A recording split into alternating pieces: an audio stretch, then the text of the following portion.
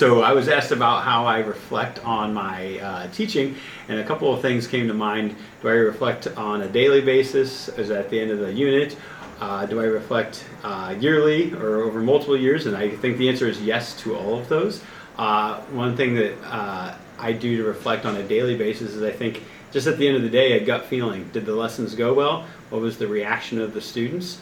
And if it didn't go well, how do I fix that? If it didn't go well, what went well? Well, I don't have the answer to that, so I like to ask my students the next day, how did it go? So I ask them, how did it go? And then get their feedback, and then either with future lessons I can tweak that, or I can look at that for the following year and reflect at the beginning of the year, how am I going to do that differently? So hope that helps.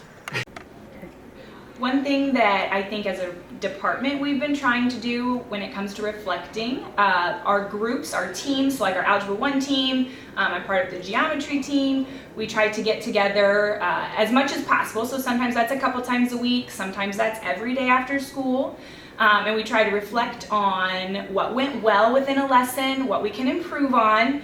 So a lot of that is about the teaching strategies that we use, the questioning that we asked, and how that helps students engage in the lesson and be successful in the topic we are covering. I personally use like a daily schedule to list out what lessons I do each day, and then that's where I put that information. So for me, sometimes in my own class, I'll put what groupings worked well for students, or how I can improve that for future lessons. And then I also co-teach, so we do a mixture of all of that as well as we prepare for our future lessons and reflect back on the lesson of that day. As a teacher, I feel like reflection is a continual process and can be very short-term or very long-term over unit plans, entire year plans even. And one of the main ways that I think all teachers reflect is from lesson to lesson. If you're teaching the same class again, you're adjusting, you're changing, and you're making things work to improve clarity, to improve organization, to make sure that the students are better getting that material. And then I think after a unit plan, putting those notes together and making note of what works and what didn't is super important. And then further than that, at the end of the year, asking students what works and what didn't, whether that's informally, just by questioning them, or through a survey.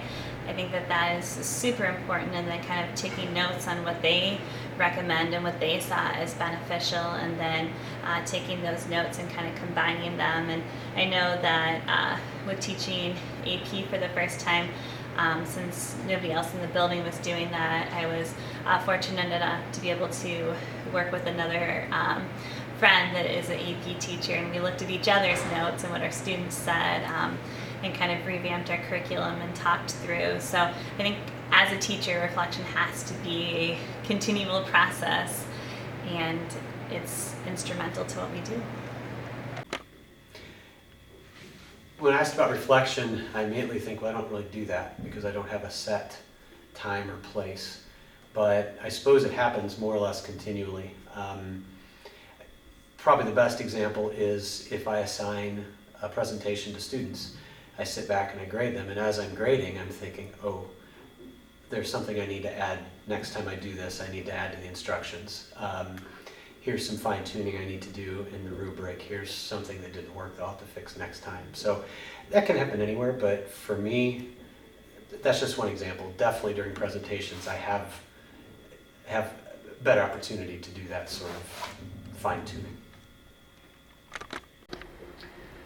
You know, there's times I record rehearsals, I'll go back and listen to see what I missed maybe as things are going by. And there's times I'll bring in a college director that they'll conduct, and they'll have new insights that I maybe missed. And then also while that's going on, I'll probably walk around the band, which I don't usually get to on a normal basis, and I'll hear things too, like, oh, I need to make sure I take care of that. So between all those things, helps me reflect on the rehearsals of the day. Okay, so when I take time to reflect on teaching, when I reflect back on my 15 years as a teacher, I think back to my first year where I did absolutely no reflection at all. One, I thought everything I did was just awesome.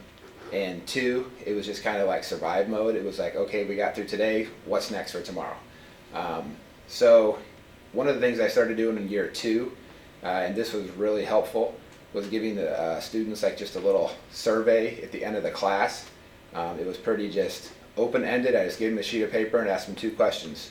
Number 1, what did you like about the class? Number 2, what did you not like about the class? And it was anonymous. I had the students not put their name on it, and that was really helpful. It gave me a lot of different ideas, like, oh wow, a lot of them really didn't like the way that we did this, okay, or some of them really liked the way that we did this. So that really helped change the way that I did things and helped run my classroom.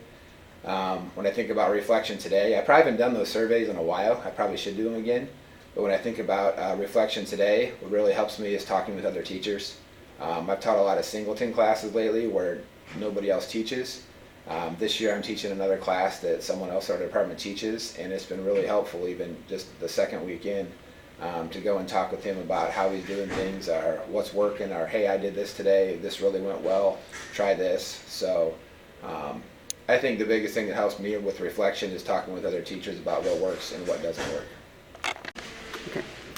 The main way that I use reflective practice is through the collaboration with my colleagues, especially with Mrs. Dayhoff for the AP classes that we teach. We oftentimes will look at each other's student work and compare and contrast those things so that we know what we're seeing not only from our own students but from students in each other's sections, and that really helps us do what we try to do, which is kind of do the same things in each other's classes.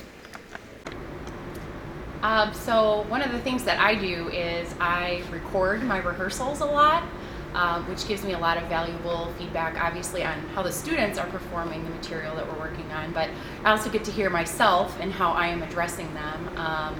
And of course, it's very enlightening sometimes listening back things that I didn't pick up on either from myself or what they're doing during the rehearsal. So I'm able to then adapt what I'm doing the next day to continue to improve on that.